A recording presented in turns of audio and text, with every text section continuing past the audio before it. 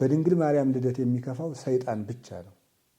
በድንግል ማርያም ልደት አዳም ይደሰታል፣ መድኃኒቱ ከእሷ ሊወለድለት ነውና። መላእክት ይደሰታሉ፣ ጌታን ከእሷ ተወልዶ ሊያዩት ነውና። ነቢያት ይደሰታሉ፣ ትንቢታቸው ከእሷ ማኅፀን ሊፈጸምላቸው ነውና። ሐዋርያት ይደሰታሉ፣ የስብከታቸው ሞገስ ከእሷ ተወልዶላቸዋልና። እመቤታችን ልደቷ ደስታችን ነው።